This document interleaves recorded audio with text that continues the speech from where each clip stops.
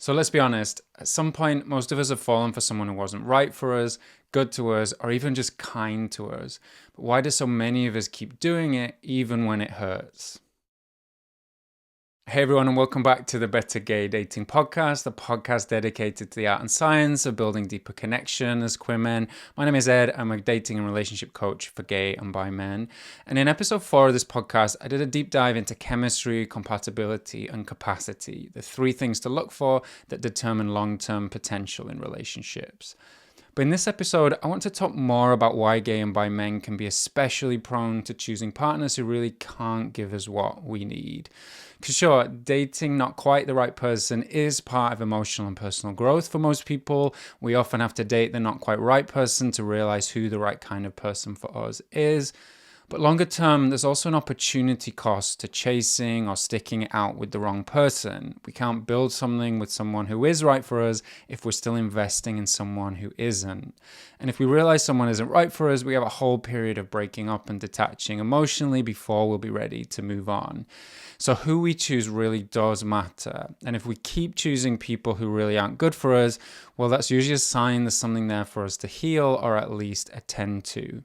I was having a think about what's often underneath this, and I settled on 5 key reasons that come up a lot in my coaching work, so let's talk about them. The first is that simply and unfortunately, sometimes we just don't believe we deserve better. Growing up gay or bi usually does affect our self-esteem and sense of worthiness in some ways. Even if your family and friends are generally supportive and accepting, as LGBTQ plus people, we're constantly subjected to messages that we're different, less than, or even not normal. And so, as queer people, it's really easy to internalize on some level that our love doesn't deserve to be celebrated or even seen. And a lot of queer people don't even recognize how much we've come to feel this on a core level. And if we spent a lot of time in environments where we felt emotionally neglected or rejected, an unavailable, cold, or just mean partner can feel oddly right or familiar. And so in relationships, that means we often do accept poor treatment because it can feel on some level like we deserve it. So we tolerate the poor communication or the inconsistency or the disrespect or even manipulation and abuse. It's one thing figuring out how to deal with poor treatment, whether that's setting boundaries or withdrawing from a connection altogether, but we usually can't even start doing that until we've accepted that we deserve better. And no relationship is perfect, but strong and healthy relationships feel safe, reciprocal, and respectful. It really is as simple as that. The second reason we stick with unsuitable partners is that we may think we deserve better, but we don't trust that better exists. This is a hard one because deep and meaningful connection in our community is rare, but it is out there. And here's the thing, because great connection is rare, it can feel tempting to hold on to any connection that feels kind of sort of good, or at least did for a while. So this can make these situations feel like high stakes opportunities where we have to make it work, despite the problems, and even self-sacrifice or self-abandon to a huge degree to keep the connection alive. And sometimes when you get to know someone new, though the relationship seemed promising at first, some kind of major issue or incompatibility comes up weeks or even months into getting to know him. Maybe you disagree on something minor and he responds by yelling at you in a way that's completely disproportionate, or it turns out he's now insisting on an open relationship even though you've been absolutely clear you don't want one. And these are things that do happen, but the secure and self-respecting response is either to work together towards a solution where everyone's needs are getting met, or end the relationship if you can't. Again, a mutual, solid, and consistent relationship will absolutely make you feel grounded and worthy. An unreliable, fraught, or one-sided relationship will drain you and leave you questioning your worth. And there are 0 prizes in life for sticking something out just because you think you should, or it would make you a failure if you didn't. It can be hard to trust both that you deserve better and you can find it, but you'll do it much faster if you're not tied up with someone who really can't treat you well, period. The third reason, which often underlines the first 2, is that we still don't have many clear models for healthy mutual love as gay and bi men. Sure, you might follow that hot couple on TikTok, but how much do they share about what's actually going on for them in their relationship? Is what they're sharing an accurate representation of what their lives are like off of social media? And sure, this is not me saying that every relationship that looks happy from the outside is secretly toxic and draining on the inside, but some are, and we still get few genuine insights into what goes on inside happy and healthy gay relationships that made them that way. I'm talking about things like difficult conversations, the compromises, the empathy, effort, and intention, and all those small loving gestures that make the relationship feel warm, safe, and secure. As gay and bi men, we're often socialized to chase desirability more than depth. It can feel validating to have or chase the hot guy who isn't at all right for us or even kind to us. But even if we do get to build something with someone who looks good on the outside but isn't at all ready to build something stable, that obviously comes at a cost. And it's another situation that often just leaves us questioning our worth, whether we deserve better, and whether it even exists. And yeah, it's not our fault that clear models for healthy mutual love in our community can be hard to find, but without them, we're often just guessing about what a great relationship should look and feel like, which means we're often guessing on who is and isn't right for us. So it's worth asking yourself, who are your models for healthy gay love? Do you have any at all? And if you do, are they based on known reality or more on assumptions or even fantasy? And I know we can't usually just magic great role models out of thin air, but we can recognize that our models or assumptions about love might not be accurate or helpful and proceed accordingly. The fourth reason we often date or chase unsuitable partners is that it often feels safer that way. You can't get hurt if you're chasing someone you know won't let you in. You can avoid any kind of vulnerability if you know, hand on heart, that the relationship isn't going to go anywhere anyway. Again, one of the biggest signs of secure attachment in relationships is that when it becomes fully clear someone can't give you what you need, you disengage and move on. Meanwhile, a hallmark of anxious attachment is embracing or even actively seeking out the highs and lows of will this time be different, or just I wonder when he'll text back. But this emotional roller coaster, no matter how familiar it might feel, is a kind of self-torment. It's not mutual love. In every new connection, there is going to be a period of getting to know someone and learning what they can and can't offer us. But if someone's shown or told you they can't offer you what you fundamentally need, then that's an invitation to accept that and act accordingly.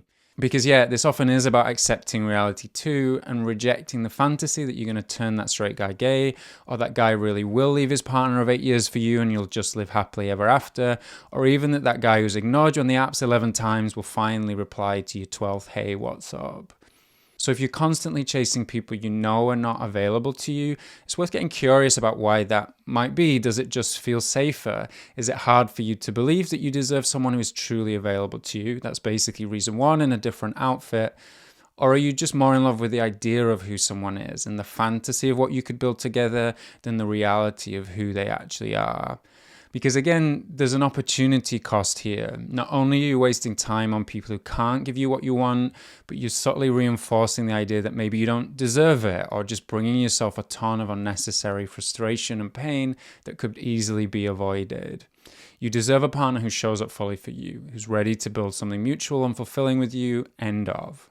And actually, let's talk about the fifth reason that sometimes shows up alongside or intertwined with the other four, internalized homophobia. So if you didn't know, internalized homophobia is basically homophobia we absorb and then wield against ourselves and other LGBTQ plus people.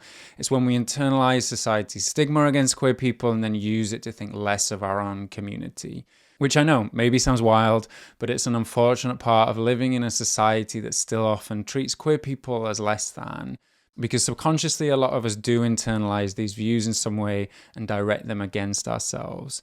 So to answer the question, why are gay men often attracted to straight guys? Well, sometimes it's about the safety of someone who can't reciprocate, but it's often also about seeing straight men as more attractive because in our society, straight is seen as more valuable than gay or queer. It's also often a core reason that drives gay men to value masculine traits to the point of rejecting or excluding any kind of femininity. And this isn't about saying it's wrong to find masculine traits like strength or ambition appealing. It's about saying that when it's exclusionary masculinity, when it's about rejecting anything that feels soft, emotional, or feminine, or about saying that gay men are only worthy when they're acting like quote-unquote manly men, that this becomes really damaging. Because for starters, this is a very limited view of really being human. All people, when it comes down to it, have some masculine and feminine traits depending on the moment or the situation. But in gay dating, when someone has a bias towards masculinity to the point of rejecting anything even remotely feminine, it does have consequences. It's often a key factor when someone chooses a muscular but emotionally deeply limited partner, and the relationship feels emotionally limited as a result. Because often it is the qualities we associate with femininity, softness, empathy, and care, that contribute most to creating a safe and secure relationship. And so the most attractive partners often are guys who know how to express the masculine and feminine sides in the way that's right for them. And to be blunt, if you're repulsed by guys who know how to be caring, empathetic, and understanding, you're likely pushing away exactly the kinds of partners you could build a deep, stable, and loving connection with. A lot of us do and have done it, but yeah, it does cost us. So those are the 5 reasons: low self-worth, low faith in our community, a lack of clear relationship models, safety in chasing the unavailable, or just plain old internalized homophobia. But what do we do about this? If you've been gently nodding along to some of what I've said, thinking, yep, I've done that, then congrats, you've just cracked something open here. So how can you attend to these patterns, hear what might be underneath, and show up in ways that are more self-honoring in future? Let's talk about it. The first step is to start noticing and accepting these patterns. One of my favorite phrases in coaching and in life is we can't heal unless we accept that we're hurting. In short, we can't face what we can't accept. One of the big challenges for gay and bi men is that we're often stuck in patterns or even a kind of survival mode that isn't serving us. But our nervousness about facing these patterns or simply saying, I deserve better, can stop us doing something about that.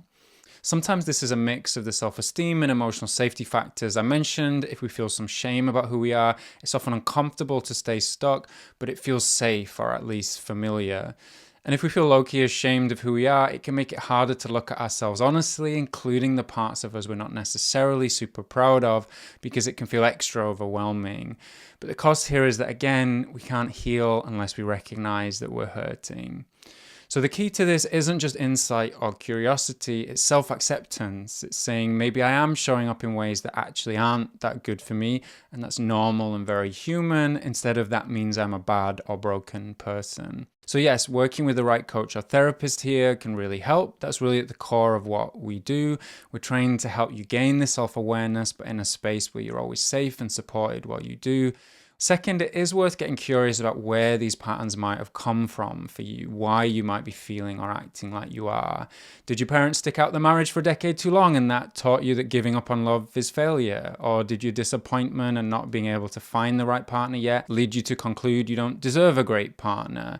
Or did you just watch a ton of relationship TikToks and think, I want that, without recognizing that that isn't really the full picture? This isn't just about dredging up your childhood shit, as people sometimes say about therapy, but understanding where these patterns come from can really help you in reorientating yourself towards a healthier and more self-honoring way of showing up in life and love. And once you've done that, yes, third, it's worth thinking about what you could try or do differently. Do you need to try connecting with people you'd have overlooked before? Do you need to embrace your quote-unquote feminine side, not just your masculine one? Do you need to try something that feels a bit risky or vulnerable that you've previously avoided? Or do you just need to take a pause from dating for a while? If the root is that you're afraid of being alone, or it might just be a good idea to build a sense of healthy self-worth outside of dating, then maybe that's your opportunity. Because yeah, when you feel fulfilled and happy alone, it's much easier to choose based on who enhances your life, not on who completes it. And yeah, sometimes when you're used to old patterns, doing these new things can feel scary and unfamiliar, but it's by trying these new things and experiencing the benefits of the ones that work that you realize what works and why, and what's going to become your new normal. There is often a leap of faith with change, of giving up the familiar for the unknown. And often it's only when we experience something new that feels right that we can fully trust that we deserve better than what we had before. Because the truth about choosing a good partner is that making a great choice makes everything possible, and making the wrong choice makes so many things impossible. In theatre and film, we often say casting is half the battle. Putting the right person in the right role means half the work is done, but it's also true in who you build close relationships with, one of the most important decisions in your life. And at the same time, in dating, the partners you're willing to accept are also a referendum on your self-worth. They're a vote for I deserve to be happy, or a vote for I deserve to feel unfulfilled, or a vote for my love and care deserve to be reciprocated, or a vote for I'm okay not getting what I need. So are you voting for your happiness or more your misery? And if so, why? And what could you do differently? As always, thanks for listening. And if this episode did bring anything up for you and you'd like to explore it in a safe and supportive space, you can find out more about working with me at bettergaydating.com. As I said, I work with lots of guys on the topics I've covered today. That's partly why I have so much to say about it. So if you'd like to be the next person who breaks the patterns that aren't serving them, I'd love to work with you to do that. Have a great week, and I'll catch you next time.